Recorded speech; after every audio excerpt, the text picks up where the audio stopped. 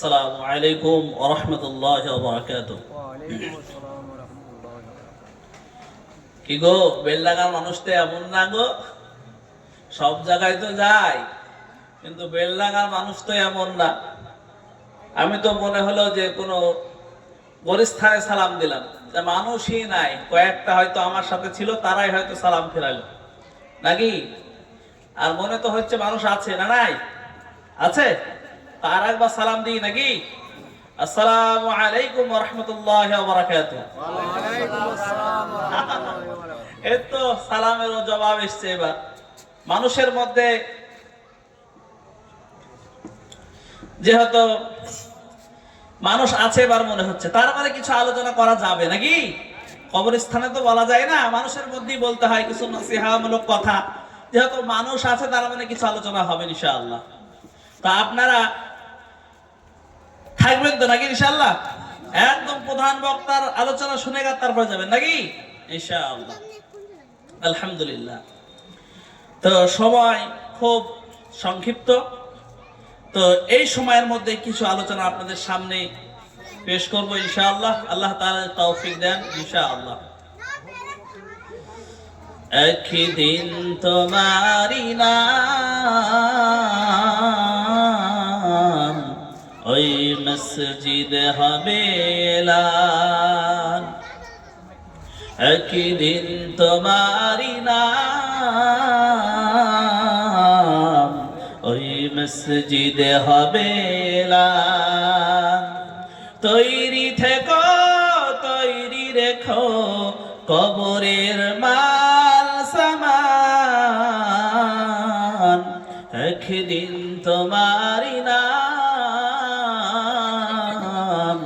ওই মসজিদে হবে এলান। একদিন তোমারি নাম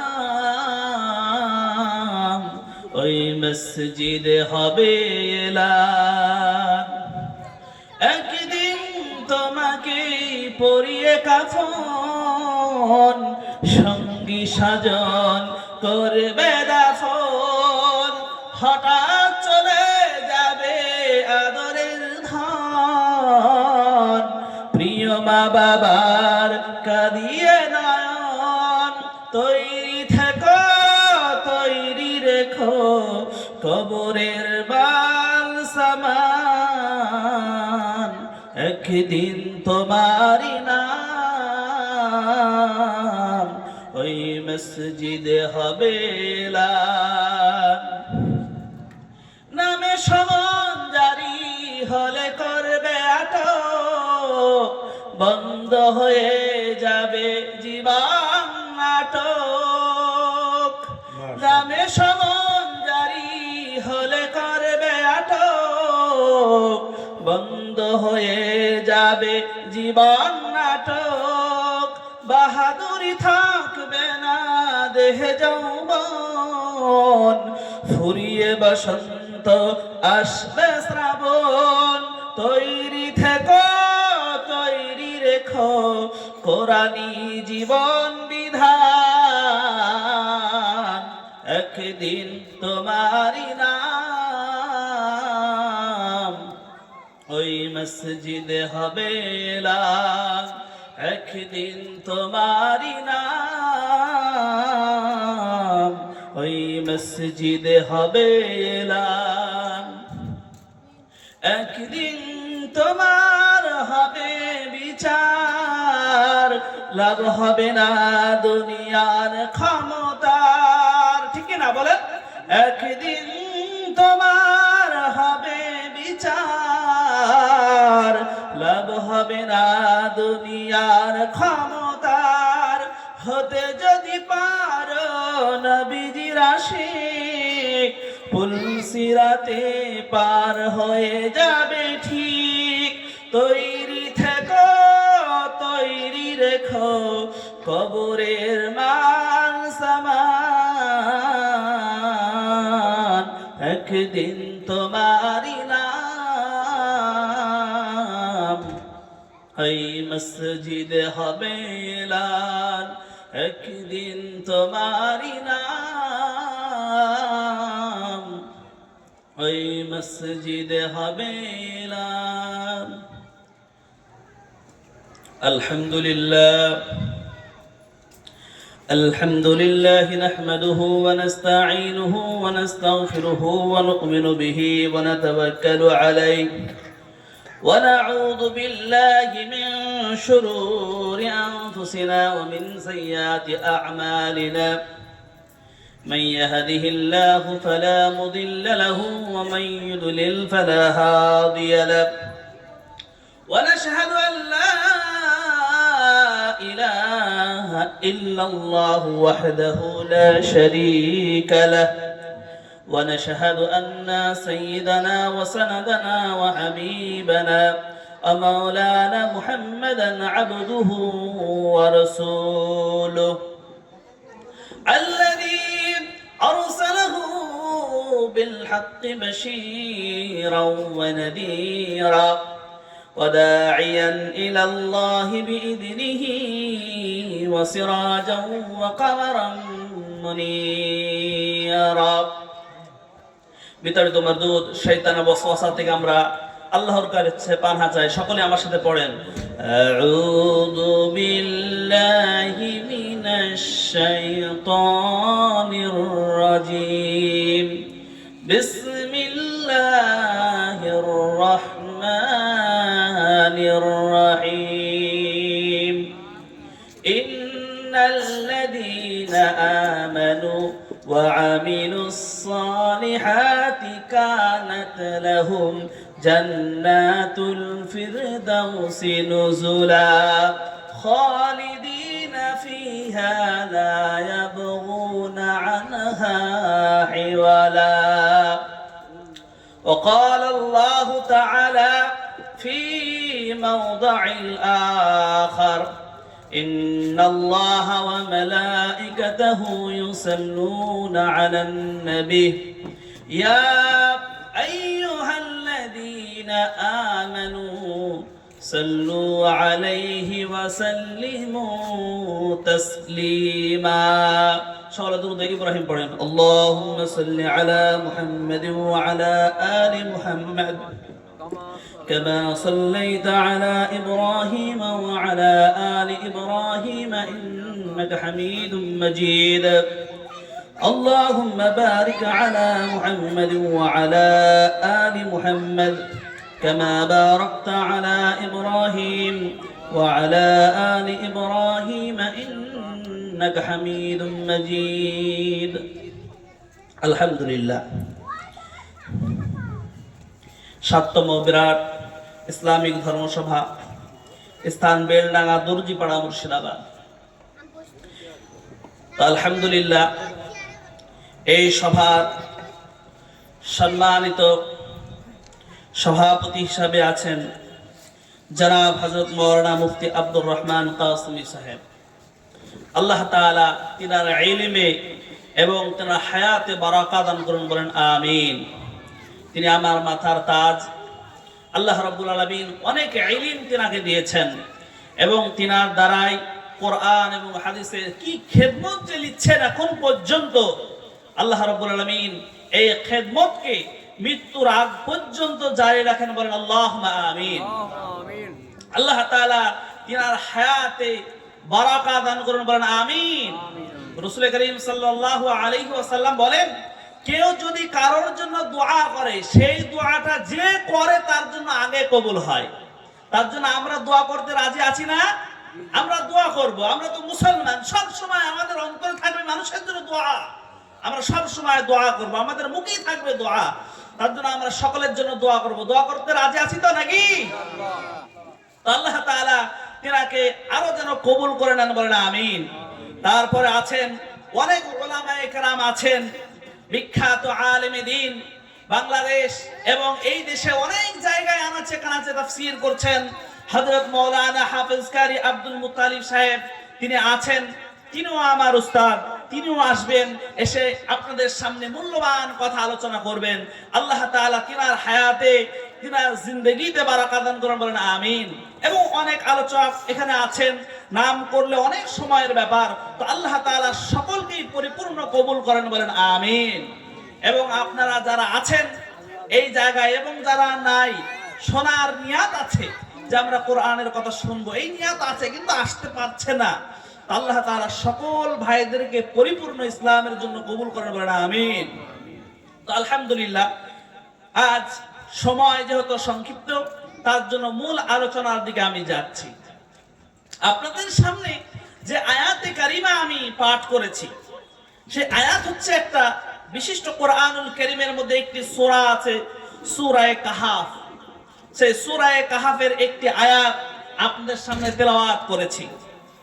তো এই আয়াত থেকেই কিছু কথা আপনাদের সামনে ইনশাআল্লাহ আলোচনা হবে। এই আয়াতটা আল্লাহ তাআলা বলছেন যে ইন্নাল্লাযীনা আমানু, নিশ্চয় যারা আল্লাহর প্রতি ঈমান আনয়ন করেছে, ওয়া আমিলুস সালিহাত, এবং যারা সৎকর্ম সম্পাদন করেছে। তো আল্লাহ তাআলা তাদেরকে বলছেন কানাত লাহুম জান্নাতুল ফিরদাউসি নুজুলা, তাদের অভ্যর্থনার জন্য আছে জান্নাতুল ফিরদাউস। বলেন সুবহানাল্লাহ। শর্ত কি? জান্নাতুল ফিরদাউস। আল্লাহ তাআলা যে বললেন যে তাদেরকে জান্নাতুল ফিরদাউস দেয়া হবে, তাদের অভ্যর্থনার জন্য জান্নাতুল ফিরদাউস আছে, তো শর্ত আল্লাহ তাআলা আগেই বলে দিয়েছেন। আল্লাহ তাআলা এমনি এমনি কিন্তু বলেন নাই, শর্ত আগে বলেছেন। তারপরে এই শর্ত মোতাবেক কেউ যদি চলে, তাহলে আল্লাহ তাআলা এই পুরস্কার জান্নাতুল ফিরদাউস তাদেরকে দেওয়া হবে। শর্তটা কি? আগেই বললাম, ইন্নাল্লাযীনা আমানু ওয়া আমিলুস সালিহাত, নিশ্চয় তারা আল্লাহর প্রতি ঈমান আনয়ন করেছে এবং সৎকর্ম সম্পাদন করেছে। আমার কথা কি আপনারা বোঝেন? বাংলা বুঝতে পারছেন তো? না বুঝতে পারলে বলবেন যে বুঝতে পারছেন না হুজুর, আমি কিন্তু বাঙালি, একটু কথা আপনারা হুহা দেবেন। তাহলে শর্ত আল্লাহর প্রতি ঈমান। এই ঈমান এমন একটা জিনিস, আল্লাহর প্রতি দৃঢ় বিশ্বাস। আল্লাহর প্রতি দুনিয়ার যত ইলাহ মানুষ দাবি করে, যে যেমন ফেরাউন দাবি করেছে বা অন্যান্য অনেক কাফির তারা ইলাহ বলে স্বীকার করেছে, বা এখনো পৃথিবীতে অনেক মানুষ অনেক দেবদেবীকে তারা ইলাহ বলে মানছে। তো আমরা সেই দেবদেবীকে না মানে এক আল্লাহ প্রতি দৃঢ় বিশ্বাস স্থাপন করেছি, একে বলছে ঈমান। এই ঈমানের মূল্য কিন্তু অনেক বেশি, খুব বেশি। আল্লাহর নবী সাল্লাল্লাহু আলাইহি ওয়াসাল্লাম একদিন বলেন সাহাবায়ে কেরামদেরকে, ও সাহাবারা তোমরা কি জানো ঈমানের মর্যাদা কত বেশি? সাহাবারা বলেন, ইয়া রাসূলুল্লাহ, সে তো আল্লাহ এবং আল্লাহর রাসূল জানবেন, আল্লাহ এবং আল্লাহর রাসূলই জানে, আমরা কিভাবে জানতে পারি? আল্লাহর নবী সাল্লাল্লাহু আলাইহি ওয়াসাল্লাম সাহাবাদের মাঝে, সাহাবাদের কাছে আল্লাহর রাসূল বলছেন, শোনো, আজ তোমাদেরকে ঈমান, এই যে ঈমান জিনিসটা, আল্লাহর প্রতি কেউ যদি বিশ্বাস স্থাপন করে তার মর্যাদা কত বেশি হবে, এক হাদিসের মাধ্যমে রাসূল করিম সাল্লাল্লাহু আলাইহি সাল্লাম সাহাবীদেরকে বোঝাচ্ছেন। আল্লাহর নবী সাল্লাল্লাহু আলাইহি ওয়াসাল্লাম বলেন, ও সাহাবায়ে কেরামরা শোনো, কেউ যদি মুখে বলে লা ইলাহা ইল্লাল্লাহ, আর তার অন্তরের মধ্যে জবের দানা পরিমাণ ঈমান থাকে, জবের দানা পরিমাণ ঈমান, ও সাহাবায়ে কেরাম, এই জবের দানা পরিমাণ ঈমানের কিয়ামতের দিন কি দাম হবে জানো নাকি? সাহাবারা বলেন, ইয়া রাসূলুল্লাহ, আল্লাহ এবং তার রাসূল জানেন, আমরা তো কিছুই জানি না যতক্ষণ পর্যন্ত না আপনি বলবেন। ওগো নবী, আপনি বলেন এতটুকু যাররা পরিমাণ, এই যে জবের দানা পরিমাণ ঈমানের আর কি মূল্য হতে পারে? আল্লাহ রাসূল সাল্লাল্লাহু আলাইহি সাল্লাম বলেন, ও সাহাবারা শোনো, কিয়ামতের দিন এই এতটুকু ঈমানের মূল্য এত বেশি হবে, এত বেশি হবে। কেউ যদি মুখে বলে লা ইলাহা ইল্লাল্লাহ, আর তার অন্তরের মধ্যে সবের দানা পরিমাণ ঈমান আছে, কিয়ামতের দিন এই এতটুকু ঈমান থাকার কারণে আল্লাহ রাব্বুল আলামিন এই ব্যক্তিকে জাহান্নাম থেকে বের করে আল্লাহ রাব্বুল আলামিন এই ব্যক্তিকে জান্নাত দিয়ে দেবেন। বলেন সুবহানাল্লাহ। এতটুকু ঈমান থাকার কারণে। আল্লাহর নামে এখানেই শেষ হয় নাই। সাহাবারা বলেন, ইয়া রাসূলুল্লাহ, এখনো কি বাকি আছে? আল্লাহর রাসূল বলেন, হ্যাঁ, এখনো বাকি আছে। কেউ যদি মুখে বলে লা ইলাহা ইল্লাল্লাহ, আর তার অন্তরের মধ্যে গমের দানা পরিমাণ ঈমান থাকে, এই গমের দানা পরিমাণ ঈমানের কি দাম হবে জানো? কিয়ামতের ময়দানে যখন মানুষগুলো নফসি নফসি নফসি নফসি করবে, সমস্ত মানুষ জাহান্নামে চলে যাবে। ওই এতটুকু ঈমানের কারণে কিয়ামতের দিন এত মর্যাদা হবে, এত মর্যাদা হবে। সেই ব্যক্তি কোন পাপের কারণে, কোন অন্যায়ের কারণে যদি জাহান্নামেও যায়, আল্লাহ তাআলা জাহান্নাম থেকে বের করে অতটুকু ঈমানের বদৌলতে জান্নাত দিয়ে দেবেন। সুবহানাল্লাহ। আল্লাহ নবী সাল্লাল্লাহু আলাইহি ওয়াসাল্লাম বলেন, এই জায়গায় সাহাবারা শেষ নাই। ও সাহাবারা, জানো কেউ যদি মুখে বলে লা ইলাহা ইল্লাল্লাহ, আর তার অন্তরের মধ্যে যাররা পরিমাণ ঈমান থাকে, যাররা কাকে বলা হয়? আমাদের উলামায়ে কেরামরা ব্যাখ্যা করতে গিয়ে বলেন, যাররা এতটুকু দানা, একটি বালুকণাকে যদি 70 ভাগ করা হয়, এক একটা ভাগকে বলা হয় এক একটা যাররা। কতটুকু বলেন? একটা বালু কণাকে যদি 70 ভাগ করা হয়, তাহলে এক একটা কণাকে বলা হয় এক একটা যাররা। এটা কি চোখে ধরবে গো? চোখে ধরবে এতটুকু জিনিস? আল্লাহ নবী সাল্লাল্লাহু আলাইহি ওয়াসাল্লাম বলেন, এই এতটুকু যাররা পরিমাণ কারণ অন্তরে যদি ঈমান থাকে, আল্লাহ তাআলা কিয়ামতের ময়দানে এই ব্যক্তিকে যদি জাহান্নামেও দেয়, কোন পাপের কারণে যদি জাহান্নামেও দেয়, জাহান্নাম থেকে বের করে কোন একদিন আল্লাহ রাব্বুল আমিন তাকে দুনিয়ার চাইতে 10 গুণ বড় জান্নাত দিয়ে দেবেন। বলেন সুবহানাল্লাহ। কি মর্যাদা ঈমানের! আল্লাহ রাব্বুল আমিন বলেন, যারা আল্লাহর প্রতি ঈমান আনয়ন করলো, ইন্নাল্লাযীনা আমানু ওয়া আমিলুস সালিহাতি ইন্না লা নুযীউ আজরা মান আহসানা আমালা। নিশ্চয় যারা আল্লাহর প্রতি ঈমান আনয়ন করেছে এবং সৎ কর্ম সম্পাদন যারা করেছে, আল্লাহ তাআলা বলছেন তাদের প্রতিফলকে আল্লাহ নষ্ট করবেন না, এমন প্রতিফল দেবেন শুধু তাদের ভালো আমলের জন্য, ভালো ঈমান তারা আল্লাহর প্রতি আনয়ন করেছে, তার জন্য এই জান্নাত দেওয়া হবে। যেই জান্নাত থেকে তাদেরকে বের করে দেওয়া হবে না, এমন জান্নাত আল্লাহ রাব্বুল আলামিন দান করবেন। শুধুমাত্র কাদের জন্য বলেন? শর্ত কি ছিল? শর্ত কি ছিল বলেন তো? ঈমান। কি ছিল? ঈমান। তাহলে যারা আল্লাহর প্রতি যারা ঈমান আনয়ন করলো, আল্লাহর প্রতি যারা বিশ্বাস করলো যে এক আল্লাহ, এক আল্লাহর প্রতি যারা ঈমান আনয়ন করলো, আল্লাহ রাব্বুল আলামিন তাকে জান্নাতুল ফেরদাউস নসিব করবে। এই ঈমান, এই ঈমানের সাথে আরেকটা জিনিসের সম্পর্ক আছে। কি? এই ঈমানের সাথে সম্পর্ক আছে সবরের। কেন? এই জন্যই যখন যে মানুষটা ঈমান আনবে, সেই মানুষটার উপর বিপদ ও মুসিবত আসবে। তার জন্য ঈমানের সাথে সম্পর্ক হলো সবর। যেমন আপনারা ওয়াল আসরের মধ্যে পড়েন, ইল্লাল্লাযীনা আমানু ওয়া আমিলুস সালিহাতি ওয়া তাওয়াসাউ বিল হাক্কি ওয়া তাওয়াসাউ বিস সবর। আছে না? তার মানে এখান থেকে বোঝা যায় ঈমানের সাথে একটা সম্পর্ক আছে সবরের। তার মানে যখন আপনি আল্লাহর প্রতি বিশ্বাস স্থাপন করবেন, তখন আপনার উপর বিশাল বিপদ, এত মুসিবত এমন ভাবে আসবে, তখন আপনাকে ঈমানের উপর টিকে থাকা আপনার জন্য বড় কঠিন হয়ে যাবে।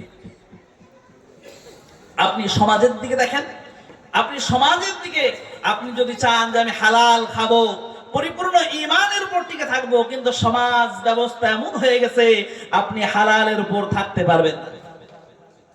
আপনি ভাবছেন যে আমি পরিপূর্ণ ঈমানদার হয়ে থাকবো, কারোর দিকে তাকাবো না, কিন্তু সমাজ এমন হয়ে গেছে, আপনার চোখ এমন, আপনি চাইছেন যে আপনি পরিপূর্ণ আল্লাহর প্রতি বিশ্বাস স্থাপন করেছেন, কারোর দিকে তাকাবো না, কোনো রকম গুনাহ করবো না, কিন্তু সামাজিক ব্যবস্থা এমন হয়ে গেছে আপনার দ্বারা গুনাহ হয়ে যায়। তার জন্য এই ঈমানের পরে একটা জিনিস আছে সবুর। তার জন্য যারা আল্লাহর প্রতি ঈমান আনয়ন করবে, তাদের উপর অনেক অত্যাচার জুলুম সহ্য করতে হবে। তার উদাহরণ কোরআনুল কারীম। আপনি দেখবেন ফেরাউনের কথা আছে, ফেরাউনের কথা আছে না? সেই ফেরাউন দাবি করেছিল আনা রাব্বুকুমুল আ'লা, আমি হলাম বড় প্রভু, আমি হলাম বড় রব, আমি হলাম আল্লাহ, আমাকে রব বলে স্বীকার করো। আমাকে যদি রব বলে স্বীকার করো, তাহলে তোমাদের এমন ধন দৌলত দিয়ে ভরে দেব, কেউ দাসী থাকবে না, সবাই বড়লোক হয়ে যাবে। এই সময় ফেরাউনের এক দাসী, সেই দাসী ঈমান আনয়ন করেছিল। এবং ফেরাউনের স্ত্রী সেও আসিয়া ঈমান আনয়ন করেছিল। যখন দুজনেই ঈমান আনয়ন করেছে, ফেরাউনের দাসীর কথা চলে গেল ফেরাউনের কাছে। একদিন ফেরাউনের মেয়ের একটা পালক মেয়ে ছিল, সেই মেয়ের চুল আঁচড়াতে আঁচড়াতে ফেরাউনের দাসীর হাত থেকে চিরুনিটা পড়ে গেল। আজকে এই ঘটনাটা আমি পড়ছিলাম, কাসাসুল আম্বিয়ার মধ্যে এই ঘটনাটা উল্লেখ করেছে, নবীদের ঘটনার মধ্যে এই ঘটনাটা উল্লেখ করে দিয়েছে। তো যখন সে ঈমান আনয়ন করেছে, হাত থেকে চিরুনিটা যখন পড়ে গেল, সে তখন বলে ফেলেছে ইন্না লিল্লাহ। এই কথাটা, এই আওয়াজটা ফেরাউনের মেয়ের কানে চলে গেছে। যখন চলে গেছে, ও কি করবে? সঙ্গে সঙ্গে ফেরাউনের দরবারে বলে দেওয়া হলো যে আপনার বাড়ির যে দাসী, তার নাম ইতিহাস লিখেছে মাসেদা, সেই মাসেদা আপনার প্রতি ঈমান আনয়ন করে নাই, সে এক আল্লাহ, সে আল্লাহর প্রতি ঈমান আনয়ন করেছে, মুসার প্রতি সে ঈমান আনয়ন করেছে, আপনার খায় আপনার দায় সব করে, কিন্তু সে আপনার প্রতি ঈমান আনয়ন করে নাই। এই কথা শোনা মাত্রই ফেরাউন বলল তাই নাকি, নিয়ে আসো দাসকে আমার সামনে। যখন ফেরাউনের দাসীকে নিয়ে যাওয়া হলো, তখন জিজ্ঞাসা করে ফেরাউন যে কি ব্যাপার, তুমি আমার বাড়ি কাজ করো, আমার খাও, কিন্তু আমাকে বলে রব বলে মানো না। ফেরাউনের দাসী আওয়াজ দিলেন, ও আমার ফেরাউন, আপনি শোনেন, আমি আপনাকে রব বলে স্বীকার করি নাই, রব বলে মানি নাই। আমি সেই আল্লাহকে মানি যে আল্লাহ আমাকে খাওয়ান, যে আল্লাহ আমাকে পড়ান, সে আল্লাহকে আমি মানি।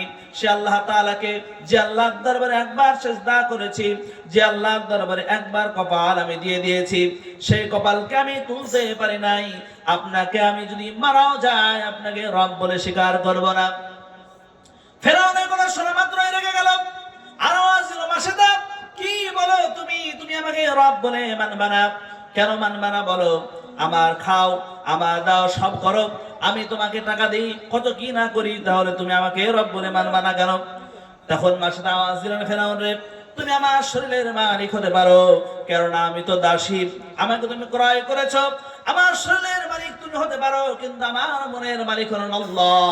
আমি যদি মারাও যাই, আমাকে যদি টুকরা টুকরা করে ফেলো, এক আল্লাহর তাওহীদ ছাড়া, এক আল্লাহর কালেমা ছাড়া, এক আল্লাহর একত্ববাদের কথা ছাড়া আমার গোশত দিয়ে আর কিচ্ছু বের হবে না। কি না ঈমান আনয়ন করেছে! ফেরাউন রেগে শেষ হয়ে গেছে, এমন রাগ। ফেরাউন বলল, মাসেদা তুমি কি আমার উপর ঈমান আনবে না? দেখো, তুমি যদি আমার উপর ঈমান না করো, তোমার সন্তানগুলোকে এবং তোমাকে সহ তেলের মধ্যে ফেলে দেওয়া হবে। মাসেদা আওয়াজ দিলেন, ওগো ফেরাউন, আমি যদি শেষ হয়ে যাই, আমি শেষ হয়ে যাব, কিন্তু যে আল্লাহর প্রতি আমি ঈমান আনয়ন করেছি, এমন মুহাব্বত আমার অন্তরে পয়দা হয়েছে, আমি শেষ হয়ে যাব, কিন্তু তোমাকে আমি আল্লাহ বলে, রব বলে আমি স্বীকার করব না।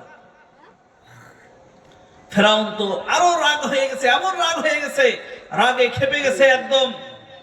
বলছে, মাসেদা আজ তোমাকে শেষ করে দেব আমি।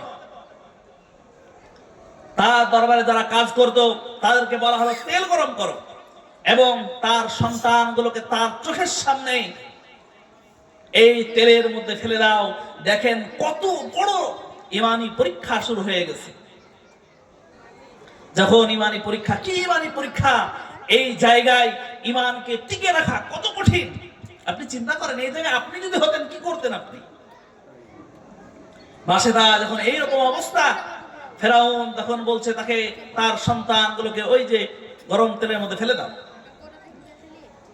ইতিহাস লিখে মাসেদার দুটো সন্তান, একটা 9 থেকে 10 বছরের সন্তান এবং একটা দুধের বাচ্চা, ছোট্ট বাচ্চা। তখন ফেরাউনের কথা শোনা মাত্রই সেই বড় বাচ্চাটাকে তেলের মধ্যে ফেলার জন্য ধরেছে। মাসেদা আওয়াজ দিলেন, ওগো আল্লাহ, আজ আমাকে বাঁচাবার কেউ নাই, কোনো মালিক নাই, আয় আল্লাহ তাআলা তুমি ছাড়া, আয় রব্বুল আলামিন, আমি তোমার উপর ঈমান আনয়ন করেছি। আজ এই মহা মুসিবতের দিন রব্বুল আলামিন, তুমি ছাড়া বাঁচাবার কেউ নাই, তুমি ছাড়া দেখার কেউ নাই, কেননা আমি তো তোমার সামনে।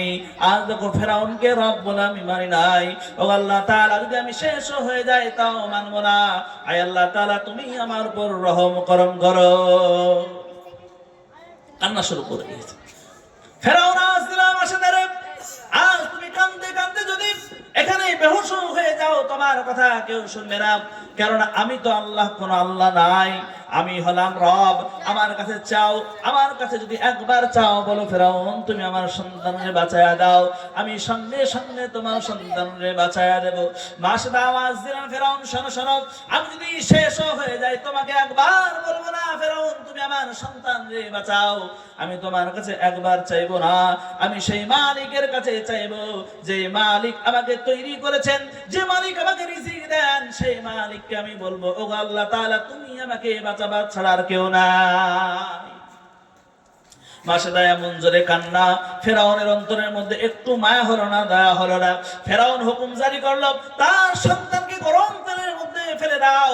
মায়ের সামনে যখন সন্তানকে গরম তেলের মধ্যে ফেলে দেওয়া হয়, মা কাটা কবিতরের মতো ছটপট ছটপট করে মা আওয়াজ দেয়, ও আল্লাহ, আজ আমার চোখের সামনে আমার কলিজার টুকরা সন্তানকে তেলের মধ্যে ফেলা হচ্ছে। আয় আল্লাহ তাআলা, তুমি ছাড়া আজ কেউ দেখার নাই। ও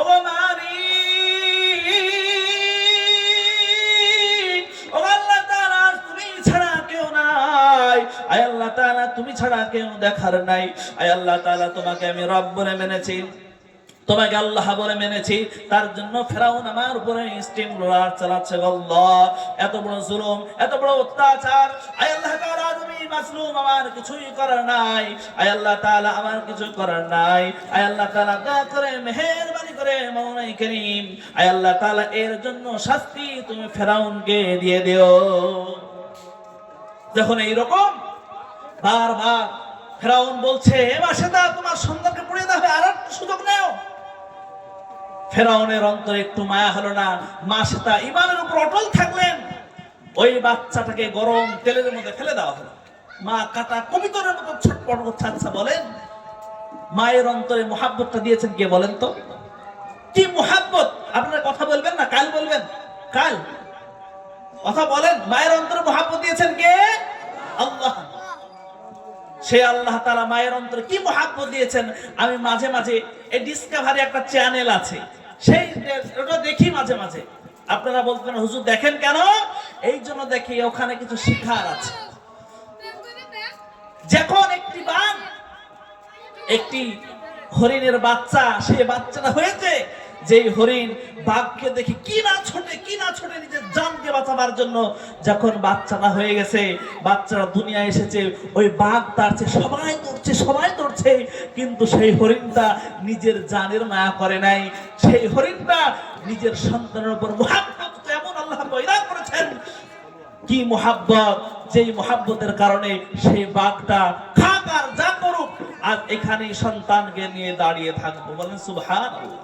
কি মুহাব্বত আল্লাহ তাআলা সেই পশুর অন্তরটাকে দিয়েছেন।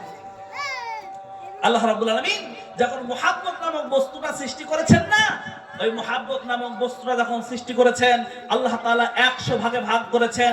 তার মধ্যে একটি ভাগের মধ্যে থেকে ওই একটি ভাগ দুনিয়ায় যা সৃষ্টি হয়েছে, মানুষ বলেন, জিন বলেন, গরু ছাগল যা আছে, সমস্ত জিনিসকে এক ভাগ দিয়েছেন। আর আল্লাহ তাআলা 99 ভাগ রেখে দিয়েছেন। কিয়ামতের দিন আল্লাহ তাআলা এই বান্দাকে কিভাবে মাফ করবেন, কিভাবে এই বান্দাকে মাফ করা যায়, কিভাবে জাহান্নাম থেকে বের করে জান্নাতে দেওয়া যায়। বলেন সুবহানাল্লাহ। কি মুহাব্বত আল্লাহ তাআলা করেছেন এই বান্দার উপরে, যে বান্দাকে আমি নিজ হাতে সৃষ্টি করেছি, এই বান্দা কিভাবে জাহান্নামে যেতে পারে। তো এই মায়ের অন্তরে মুহাব্বত আল্লাহ তাআলা দিয়েছেন। সে আল্লাহ রাব্বুল আলামিন মুহাব্বত দিয়েছেন। মা সে তার চোখের সামনে সন্তানকে পোড়ানো হচ্ছে, মা কাটা কবিতরের মতো ছটপট করছে, কিন্তু বলার সাহস পাচ্ছে না। ও আল্লাহ, আপনার ফয়সালার জন্য অপেক্ষা করছি, আপনি ফয়সালা করতে পারেন, এই ফয়সালা দুনিয়া আর কেউ করতে পারে না। ফেরাউন আওয়াজ দিল, মাসেদারে তুমি ঈমান আনবা নাকি বলো? তোমার এক সন্তানকে গরম তেলের মধ্যে ফেলে দেওয়া হয়েছে, এবার তোমার দুধের ওই ছোট্ট বাচ্চাটা, ওই বাচ্চাটাকেও তেলের মধ্যে ফেলে দেওয়া হবে। তুমি আমার উপর ঈমান আনো, আমার উপর ঈমান আনো, আমার উপর যদি ঈমান নিয়ে চলে আসো, তোমাকে মুক্ত করে দেওয়া হবে, তোমাকে অনেক ধন দৌলত দেওয়া হবে রে মাসেদা। মাসেদা আওয়াজ দিলেন, ওগো ফেরাউন, আজ যদি শেষ হয়ে যায়, শেষ হয়ে যাব, আমাকে যদি কেটেও ফেলো, আমাকে যদি টুকরা টুকরা করে ফেলো, তা এক মুহূর্তের জন্য তোমাকে রব বলে মানব না। এখন পর্যন্ত ইমানের রাস্তা থেকে এক চুল পরিমাণ পর্যন্ত সরে যায় নাই। মাসেদা এরকম যখন আওয়াজ, ফেরাউন বলল, যাও তার দুধের ওই সন্তান, সেই সন্তানটাকে নিয়েও ফেলে দাও তেলের মধ্যে। দুধের সন্তান যখন মাসেদার কোল থেকে যখন ছিনিয়ে নেওয়া হচ্ছে, মাসেদা আওয়াজ দিল, আল্লাহ, আজ আমার হাজারি কেউ শোনার নাই গো আল্লাহ। আয় আল্লাহ তাআলা, আমার হাজারি কার কাছে শোনাবো আল্লাহ? আয় আল্লাহ তাআলা, কে আমার ডাক শুনবে গো মাওলা? আয় আল্লাহ তাআলা, আজ বাঁচাবার কেউ নাই তুমি ছাড়া মাবুদ। আয় আল্লাহ তাআলা, তোমার আসমানি ফায়সালা শুরু করে দাও। আয় রব্বুল আলামিন, আজ আমি মাজলুম হয়ে গেছি গো আল্লাহ। আয় আল্লাহ তাআলা, কি বলে মওলাই করিম, আয় আল্লাহ তাআলা, আয় রব্বুল আলামিন, আমি কিভাবে বাঁচতে পারি? আয় আল্লাহ তাআলা, একদিকে মওলাই করিম তাওহীদ, আর একদিকে শিরক মওলাই করিম। আয় আল্লাহ তাআলা, ফেরাউনকে রব বলে কিভাবে মানতে পারি গো মাওলা? আয় আল্লাহ তাআলা, যদি ফেরাউনকে আমি মানি রব বলে, আয় আল্লাহ তাআলা, আখিরাত শেষ হয়ে যাবে। আয় আল্লাহ তাআলা, যদি তাকেও না মানি, সন্তান শেষ হয়ে যাবে। আয় আল্লাহ তাআলা, একদিকে তাওহীদ, একদিকে সন্তান, একদিকে শিরক, কিভাবে আমি কি করব? আয় আল্লাহ তাআলা, আপনি ফয়সালা করে দেন, ফয়সালা করে দেন। যখন কান্না করে ফেরাউন আওয়াজ দেয়, মাসেদা, আজ যতই কান্না করো না কেন, যতই কান্না করো না কেন, তোমার কান্না কেউ শুনবে না, আমি ছাড়া তোমাকে কেউ বাঁচাবার নাই। ও মাসেদা, তুমি দয়া করে মেহেরবানি করে তুমি আমাকে রব বলে মেনে নাও, তাহলে তোমার সন্তান সহ তোমাকে বাঁচিয়ে দেওয়া হবে। মাসেদা আওয়াজ দেন, ফেরাউন রে, আমার সন্তান যাই যাক, তাও আমি তোমাকে রব বলে মানতে পারি না, তোমাকে রব বলে মানবো না। সন্তানের যখন সন্তানকে মায়ের কোল থেকে টেনে নেওয়া হলো, মা জমিনের নিচে পড়ে গেলেন আর কান্না করতে লাগলেন। আয় আল্লাহ তাআলা, আজ বাঁচাবার কেউ নাই আপনি ছাড়া গো আল্লাহ। আয় আল্লাহ তাআলা, আপনি দয়া করে মেহেরবানি করে আমার সন্তানটাকে বাঁচান। আয় আল্লাহ তাআলা, আপনাকে রব বলে স্বীকার করেছে আল্লাহ। আয় আল্লাহ তাআলা, একদিকে তাওহীদ, একদিকে শিরক মওলাই করিম। আয় আল্লাহ তাআলা, আজ যদি আমি ফেরাউনকে মেনে নেই, তাহলে আমার আখিরাত তো শেষ হয়ে যাবে। আয় আল্লাহ তাআলা, যদি নাও মানি, সন্তান শেষ হয়ে যাবে। আয় আল্লাহ তাআলা, কি করতে পারি, কি করতে পারি? এমন ভাবে যখন কান্না করছে, আল্লাহ রাব্বুল আলামিন কুদরত শুরু হয়ে গেল, আসমানি কৃষ্ণা শুরু হয়ে গেল। আল্লাহ রাব্বুল আলামিন, ওই যে ছোট্ট বাচ্চা, যে বাচ্চা দুধ খেত, ওই বাচ্চার জবানকে আল্লাহ রাব্বুল আলামিন খুলে দিলেন। বলেন সুবহানাল্লাহ। ইতিহাস লিখে, চারজন সন্তান দুনিয়াতে মায়ের কোল থেকে কথা বলেছিল। এই জন্য সেটা তারা হচ্ছে তাওহীদকে প্রতিষ্ঠিত করার জন্য, হককে প্রতিষ্ঠিত করার জন্য। যেমন হযরতে ইউসুফ আলাইহিস সালাতু ওয়াস সালামের জামানায় একজন ছোট্ট বাচ্চা, দুধের বাচ্চা, ওই যে জুলেখার হাত থেকে বাঁচাবার জন্য জুলেখা এমন তহমত দিয়েছিল, সেই তহমত থেকে বাঁচাবার জন্য আল্লাহ তাআলা কোলের বাচ্চা কথা বলেছিল। হযরতে ঈসা আলাইহিস সালাতু ওয়াস সালাম ছোট্ট বাচ্চা, তিনি কথা বলেছিলেন। এই যে ইতিহাসের মধ্যে লেখে, এই যে বাচ্চা ফেরাউনের সময়, এই মাসে তার সন্তান, সেও কোল থেকে কথা বলেছিল আর বলেছিল, ওগো মা, আপনি কাঁদবেন না, ইয়া উম্মি লা তাখাফ ইন্নাকি আলাল হক। ওগো মা, আপনি কান্না করবেন না, চিন্তা করবেন না। ওগো মা, আপনার অন্তরে কোনো ভয় করবেন না। ওগো মা, কোনো ভয় নাই, কোনো চিন্তা নাই, আপনি আছেন হকের উপরে, ফেরাউন আছে বাতিলের উপরে। আপনি তো হকের উপর আছেন, আপনি চিন্তা করবেন না। ওগো মা, আপনি দেখছেন এটা গরম তেল, এটা গরম তেল নয়, এটা আল্লাহ তাআলার জান্নাতে যাওয়ার আপনার সুড়ঙ্গ পথ। বলেন সুবহানাল্লাহ। এটা আপনি দেখছেন গরম তেল, এটা তো গরম তেল নয়, এটা আল্লাহ তাআলার জান্নাতে যাওয়ার একটা রাস্তা। আপনি এখনই লাভ দেন, কোনো চিন্তা নাই, কোনো টেনশন নাই, আপনি লাভ দেন না। ফেরাউন এই দেখার সঙ্গে সঙ্গে, ফেরাউন বলে, ছোট্ট বাচ্চা কথা বলে, কি না জাদু শুরু হয়ে গেল, ওই ছোট্ট বাচ্চাকে গরম তেলের মধ্যে ফেলে দাও। সঙ্গে সঙ্গে সেই বাচ্চাকে গরম তেলের মধ্যে ফেলে দেওয়া হলো, সন্তানটা রোস্ট হয়ে গেল। এবার ফেরাউন মাসেদাকে আওয়াজ দিয়ে, মাসেদা, দুই সন্তান তো শেষ, এখনো কিন্তু অফার আছে, আমাকে রব বলে মেনে নাও, তোমাকে আমি ছেড়ে দেব। মাসেদা আওয়াজ দিলেন, ফেরাউন রে, কলিজা দুই টুকরা সন্তান তারা বিদায় নিয়েছে, তুমি আজ এই আমার চোখের সামনে তেলে দিয়েছো। আর আমি মা, আজ আমি দুই সন্তান চোখের সামনে চলে গেছে, আর আমি মা কিভাবে আমি দাঁড়িয়ে থাকতে পারি? তোমার কোনো টেনশন নাই, কোনো চিন্তা নাই, আমাকে এখানে ফেলে দাও। আমি তোমাকে রব বলে মানবো না, আমি এক আল্লাহকে রব বলে মেনে নিয়েছি, সেই রবের উপরেই অবিচল থাকবো। বলেন সুবহানাল্লাহ। শেষ অবস্থা দেখেন, শেষ অবস্থা তো আল্লাহকে ভরে নাই। সব সময় আল্লাহর নাম জপতে হবে না, সব সময়। কখনো তোমাকে যদি ভুলি, হেদায়েতের আলো জ্বেলে নিয়ে কাছে তুলি।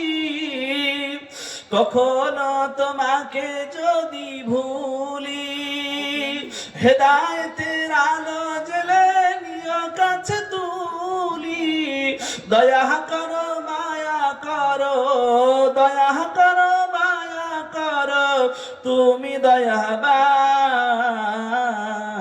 তুমি রহমান, তুমি দয়াবান, তুমি রহমান, তুমি মেহেরবান।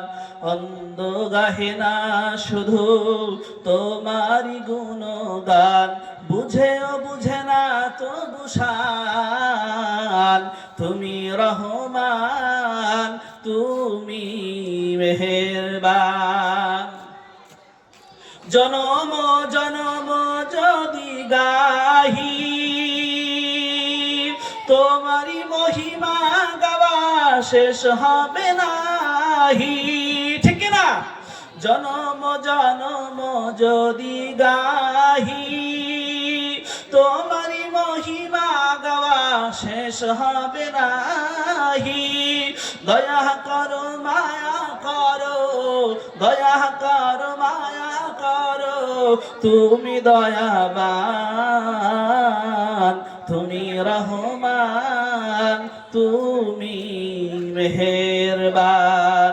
অন্ধ গাহে না শুধু তোমারই গুণগান, বুঝেও বুঝে না তবু শান, তুমি রহমান, তুমি মেহেরবান।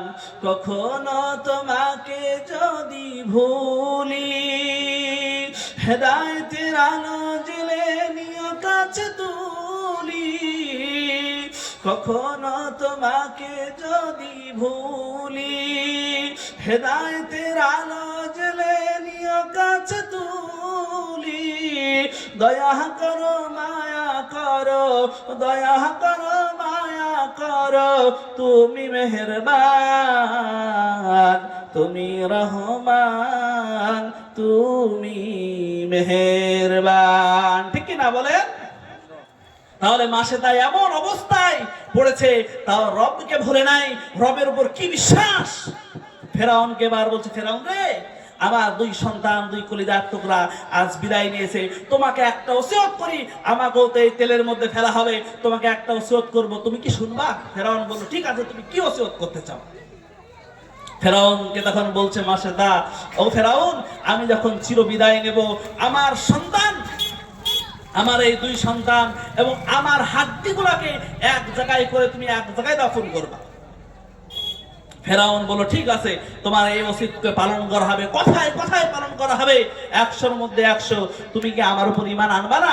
বললো, না, আমাকেও ফেলে দাও। মাসেদাকে গরম তেলের মধ্যে ফেলে দেওয়া হলো। যখন ফেলে দেওয়া হলো, ফেরাউন তার কথা অনুযায়ী এক জায়গায় হাড়গুলা করে এক জায়গায় দাফন করে রাখলো। বিশ্বনবী জনাবে মুহাম্মদ রাসূলুল্লাহ সাল্লাল্লাহু আলাইহি ওয়াসাল্লাম যখন জিবরাইলের সঙ্গে যখন আল্লাহ তাআলার সঙ্গে সাক্ষাতে যাচ্ছিলেন, এমত অবস্থায় যখন মিশরের উপর দিয়ে যাচ্ছিলেন, আল্লাহর নবী সাল্লাল্লাহু আলাইহি ওয়াসাল্লাম জিবরাইলকে জিজ্ঞাসা করেন, ও জিবরাইল, জান্নাত কি খুব কাছে নাকি গো জিবরাইল? ও জিবরাইল, আমার নাকে জানো জান্নাতের ঘ্রাণ আসে গো জিবরাইল। ও জিবরাইল কাছাকাছি কি জান্নাতের চলে এসেছে নাকি? জিবরাইল আলাইহিস সালাতু ওয়াস সালাম বলেন, ইয়া রাসূলুল্লাহ সাল্লাল্লাহু আলাইহি ওয়াসাল্লাম, আমরা মিশরের উপর দিয়ে যাচ্ছি, এখন পর্যন্ত আমরা জান্নাতের কাছে আসি নাই। আল্লাহর নবী বলেন, ও জিবরাইল, আমার নাকে যেন জান্নাতের ঘ্রাণ আমার নাকের মধ্যে আসছে, আমি যেন মিশকে আম্মারের ঘ্রাণ পাইতেছি। আল্লাহ রাসূল সাল্লাল্লাহু আলাইহি ওয়াসাল্লাম এই কথা বলা মাত্রই জিবরাইল আমিন বলেন, ইয়া রাসূলুল্লাহ, আপনার জন্মের অনেক দিন আগে এই দুনিয়াতে একজন নবী এসেছিলেন, তার নাম হযরত মূসা আলাইহিস সালাতু ওয়াস সালাম। তার উপরে একজন দাসী, ফেরাউনের দাসী ঈমান আনয়ন করেছিল, তার নাম মাশিদা। সেই মাশিদা এবং তার সন্তান আল্লাহর প্রতি এমন ঈমান আনয়ন করেছিল, ফেরাউনকে রব বলে মানে নাই। তার জন্য ফেরাউন তাদেরকে গরম তেলের মধ্যে ফেলে দিয়েছে এবং তাদেরকে শেষ করে দিয়ে তাদের হাড্ডি গুড্ডি সহ এই জায়গায় দাফন করে রেখেছে। আল্লাহ তাআলা তাদের আমলে এমন খুশি হয়েছেন, এমন খুশি হয়েছেন, আল্লাহ তাআলা তাদের কবরখানা মিশকে আম্মার দিয়ে ভরায় দিয়েছেন। বলেন সুবহানাল্লাহ। শুধুমাত্র ঈমানের কারণে। কিসের কারণে বলেন তো? ঈমানের কারণে। তার জন্য আল্লাহ রাব্বুল আলামিন বলেন, যারা আল্লাহর প্রতি ঈমান আনয়ন করলো, ইন্নাল্লাযীনা আমানু ওয়া আমিলুস সালিহাতি ইন্না লা নুযীউ আজরা মান আহসানা আমালা। নিশ্চয়ই যারা আল্লাহর প্রতি ঈমান আনয়ন করেছে এবং সৎকর্ম সম্পাদন যারা করেছে, আল্লাহ রাব্বুল আলামিন বলছেন তাদের প্রতিফলকে আমি নষ্ট হতে দেব না। তাদের প্রতিফল সে পাবে, তার উত্তম ইবাদতের কারণে সে যে উত্তম আমল করেছে তার জন্য আমি তার প্রতিফল দেব, সেই প্রতিফলকে নষ্ট করব না। বলেন সুবহানাল্লাহ। সে আল্লাহ এখন আছে না? না সে সময় ছিল আর নাই? এখন আছে। সে আল্লাহ এখনো আছেন। যদি আমরা আল্লাহর প্রতি সেই বিশ্বাস নিয়ে আজও যদি চলি, সে আল্লাহ রাব্বুল আলামিন এখনো আছেন। আমাদের কবরখানাও জান্নাতুল বাকি, জান্নাতের বাগিচা বানায় দিবেন। বলেন সুবহানাল্লাহ। একজন সাহাবায়ে কেরাম রাদিয়াল্লাহু তাআলা আনহুম, তারা কি ঈমান আনয়ন করেছেন, এমন ঈমান আনয়ন করেছেন তাদেরকে কাফের বেঈমানেরা মেরে এমন ভাবে রক্তাক্ত করে দিয়েছে, রাস্তা দিয়ে যে রাস্তায় গেছে রক্ত এমন ভাবে শরীর থেকে বয়েছে, বালু লাল হয়ে গেছে।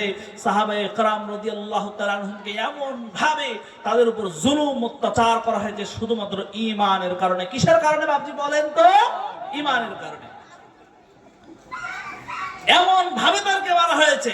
হযরত বেলাল রাদিয়াল্লাহু তাআলা আনহু, তেনাকে এমন ভাবে মারা হয়েছে, বেলাল রাদিয়াল্লাহু তাআলা আনহু শেষ পর্যন্ত বেলালকে বলা হয়েছে, বেলাল তুমি আমার উপর ঈমান আনবে না?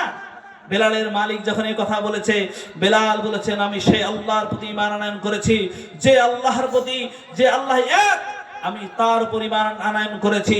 আমি যদি শেষ হয়ে যাই, আমি সে আল্লাহর প্রতি ঈমান এক চুল পরিমাণ ঈমান থেকে সরে যাব না। বলেন সুবহানাল্লাহ।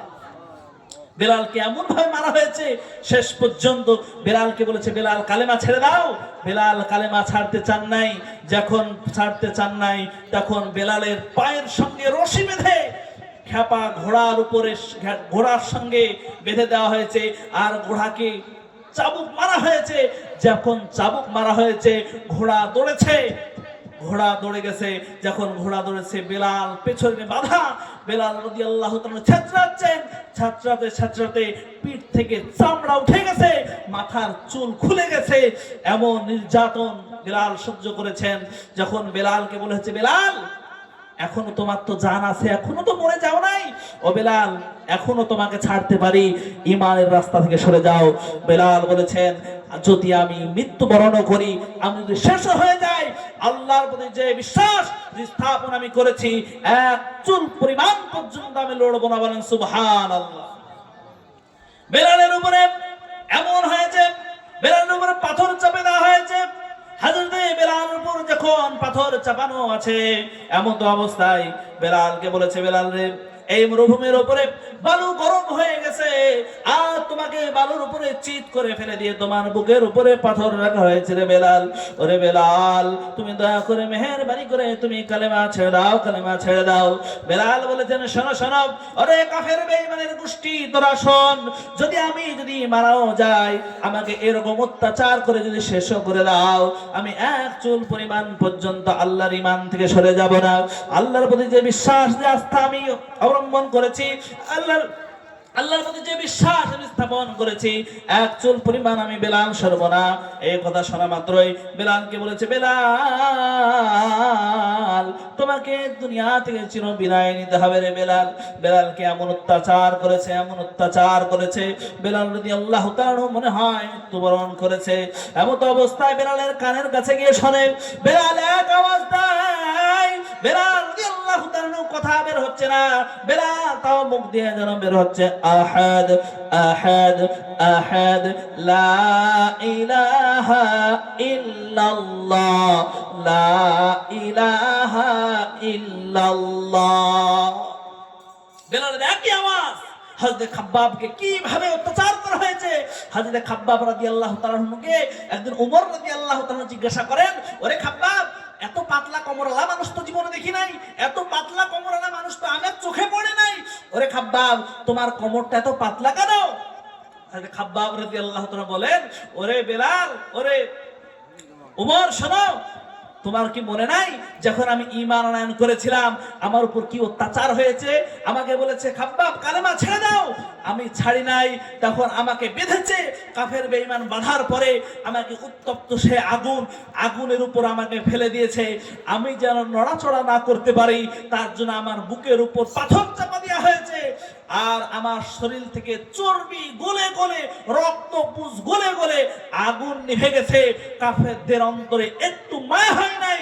আমার শরীরে সেই যে ওই যে আগুন প্রবেশ করেছিল, ওই পুড়ে পুড়ে আমার শরীরের মধ্যে যে আগুন প্রবেশ করেছে, এখন পর্যন্ত সেই ক্ষত এখনো ভালো হয় নাই, সেই ঘা, সেই দাগ এখন পর্যন্ত আমি খাব্বাবের গায়ে আছে। বলেন সুবহানাল্লাহ। কি ঈমান এনেছে, কি ঈমান এনেছে।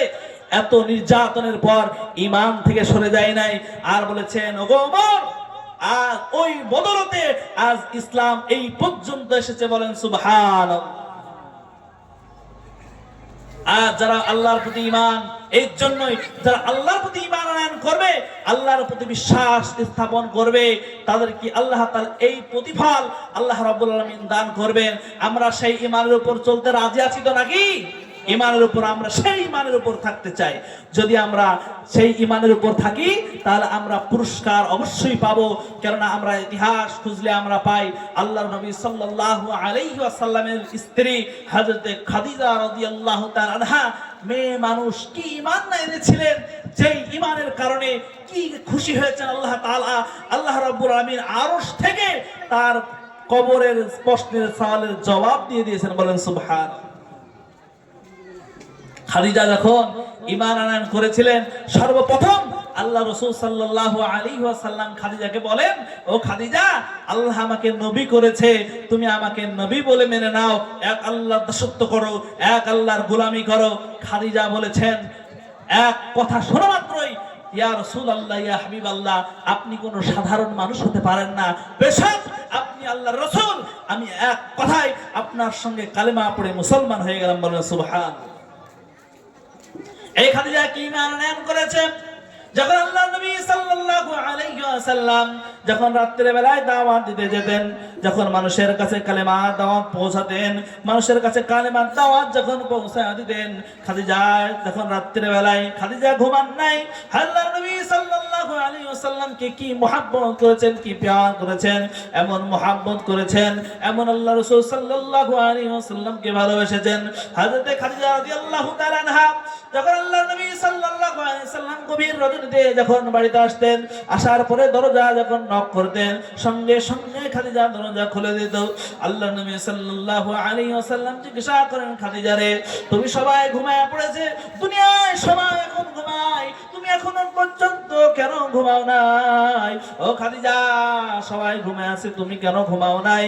হযরত খাদিজা রাদিয়াল্লাহু তাআলা আনহা তিনি বলেন, ইয়া রাসূলুল্লাহ, ইয়া হাবিবাল্লাহ, আপনাকে বড় মুহাব্বত করি। ও নবী, যখন সবাইকে দেখুন আপনি দাওয়াত দিতে গেছেন, আল্লাহর নবী, আমার মনে হয় আপনার উপরে জুলুম অত্যাচার করবে, কোন কাফের আপনার উপর নির্যাতন করবে। তাই বলে আমি ইয়া রাসূলুল্লাহ আমি ঘুমাই নাই যতদিন পর্যন্ত আপনি এই যে দিনে দাওয়াত দিতে রাত্রে বেলায় বের হয়ে গেছেন, আমি আল্লাহর কসম করে বলি আমি সেই দিন পর্যন্ত আমি খাদিজা রাত্রে বেলায় ঘুমাই নাই, যতক্ষণ না পর্যন্ত আপনি বাড়িতে না আসেন। আমি খাদিজা এই দরজায় হিলান দিয়ে দাঁড়া যাই কখন নবী আমার বাড়িতে ঢুকবে। কি মুহাব্বত আল্লাহ রাসূলের প্রতি! আল্লাহ রাসূল সাল্লাল্লাহু আলাইহি ওয়াসাল্লামকে এত মুহাব্বত করতেন, এত ভালোবাসতেন। এই খাদিজা রাদিয়াল্লাহু তাআলা যখন আল্লাহর প্রতি কি ঈমান আনয়ন করেছেন, একদিন আল্লাহর নবী সাল্লাল্লাহু আলাইহি ওয়াসাল্লাম বলেন, খাদিজা রে, খাদিজা তোমার শরীরে এই যে ছেঁড়া কাপড় কেন? ও খাদিজা, তোমার কত সম্পদ ছিল, সেই সম্পদগুলো ইসলামের জন্য ব্যয় করে দিয়েছি। ও খাদিজা, তুমি তো আমাকে একবার বলো নাই তোমার শরীরে ছেঁড়া শাড়ি, তোমার গায়ে কোনো কাপড় নাই। ও খাদিজা, তোমার শরীর কাপড়টা ছিঁড়ে গেছে রে খাদিজা, তুমি একবার বলো নাই যে আমার কাপড় দরকার। খাদিজা আওয়াজ দিয়ে বলেন, ইয়া রাসূলুল্লাহ, ইয়া হাবিবাল্লাহ, যখন যদি আপনাকে বলি আমার কাপড় নাই, আপনি টাকা কোথায় পাবেন গো নবী? আপনি কষ্ট পাবেন, তার জন্য আমি খাদিজা আপনাকে বলি নাই। আপনার কাছে তো টাকা নেই, তাহলে আপনি কিভাবে আমার জন্য কাপড়ের ব্যবস্থা করবেন? আমি এই ছেঁড়া কাপড় তার জন্য আমি পরে আছি, আপনাকে বলি নাই। আল্লাহ রাসূল সাল্লাল্লাহু আলাইহি সাল্লাম খাদিজাকে বলেন, খাদিজা রে, তোমার কুরবানি ইসলামে এত বেশি, এত বেশি, তুমি আমার কাছে কি চাও? তোমার উপর আমি খুশি হয়ে গেছি, কি চাও? খাদিজা বলেন, ইয়া রাসূলুল্লাহ, আমার কাছে কি, আপনার কাছে কিছু চাওয়ার নাই গো নবী, কিন্তু কয়েকটা জিনিস আপনাকে বলবো, আপনি কি মেনে নেবেন? আল্লাহর নবী বলেন, ও খাদিজা, তুমি বলো, কত ত্যাগ করেছো ইসলামের জন্য, আজ তুমি যেটাই বলবে সেটাই কি মঞ্জুর করা হবে, তুমি বলো কি চাও আমার কাছে। হযরতে খাদিজা বলেন, ইয়া রাসূলুল্লাহ, ইয়া হাবিবাল্লাহ, আমি কয়েকটা জিনিস আপনার কাছে চাই, আপনি কি দেবেন? আল্লাহর নবী বলেন, খাদিজা, তুমি বলো, বলো কি চাও আমার কাছে, যে এই জিনিসটা চাই অবশ্যই অবশ্যই আমি দেব। আল্লাহর নবী সাল্লাল্লাহু আলাইহি ওয়াসাল্লাম বলার সঙ্গে সঙ্গে হযরতে খাদিজা বলেন, ইয়া রাসূলুল্লাহ, যখন আমি চিরবিদায় দিব গো নবী, আমার মনে হয় আপনার আগেই আমি দুনিয়া থেকে চলে যাব। ইয়া রাসূলুল্লাহ, ইয়া হাবিবাল্লাহ, আমার মনে হয় আপনার আগেই আমি দুনিয়া থেকে বিদায় নিব গো নবী। ইয়া রাসূলুল্লাহ, আপনাকে একটা কথা বলি, যখন আমি মরে যাব, আমার কবরে আমার শরীরে আপনার জুব্বা মুবারক পেনায়া দিয়া আমাকে আপনি কবরে নামায়া দেবেন। আল্লাহ রাসূল সাল্লাল্লাহু আলাইহি ওয়াসাল্লাম বলেন, খাদিজা, তুমি যে কথা বললা যে আমার জুব্বা তোমাকে পরায়া দেব, ঠিক আছে, আমার জুব্বা তোমাকে দেব এবং আমি নিজে তোমাকে কবরে নামাবো। বলেন সুবহানাল্লাহ। হযরতে খাদিজা বলেন, ইয়া রাসূলুল্লাহ, এটাই শেষ নয়, আরেকটা জিনিস চাওয়ানো আছে। আমার কবরের কাছে দাঁড়ায়া যাবেন, দাঁড়ায়া যাওয়ার পর আমার কবরের জবাব যখন প্রশ্ন করবে ফেরেশতারা, আমার মনে হয় আমার এই ছোট্ট ঈমান নিয়ে আল্লাহর সামনে দাঁড়াতে পারবো না গো নবী। ওগো ইয়া রাসূলুল্লাহ, ইয়া হাবিবাল্লাহ, আপনি কবরের বাইরে থেকে আমার প্রশ্নের জবাবটুকু দিয়ে দেবেন, এটাই আমি আপনার কাছে চাই। আল্লাহ রাসূল বলেন, খাদিজা, তুমি যা বললা অক্ষরে অক্ষরে আমি পালন করব। কিছুদিন পর হযরতে খাদিজা রাদিয়াল্লাহু তাআলা দুনিয়া থেকে বিদায় নিলেন। আল্লাহর নবী সাল্লাল্লাহু আলাইহি ওয়াসাল্লাম কান্না করেন যে আমার দুনিয়ার সবচেয়ে কাছের মানুষটা বিদায় নিয়ে নিল, আজ ইসলামের সাহারা কে দেবে? ইসলামের জন্য এত সাহারা আমাকে দিত খাদিজা, কত হেল্প করতো আমাকে, কত উপকার হতো, আজ খাদিজা দুনিয়া থেকে বিদায় নিয়ে নিল। ওগো আল্লাহ, আজ আপনি ছাড়া আমার পাশে আর কেউ নাই। কিছুদিন আগে আমার চাচা দুনিয়া থেকে বিদায় নিয়েছে। ওগো আল্লাহ রাব্বুল আলামিন, যে চাচা আমাকে কত ভালোবাসতো, কত মুহাব্বত করতো, সেই চাচা দুনিয়া থেকে বিদায় নিয়েছে। ওগো আল্লাহ তাআলা, এবার আমার সহধর্মিনী খাদিজা দুনিয়া থেকে বিদায় নিল। এত কান্না, সাহাবায়ে কেরামরা বলেন, ইয়া রাসূলুল্লাহ, আপনি কান্না করবেন না, আপনি কান্না করবেন না, আপনার কান্না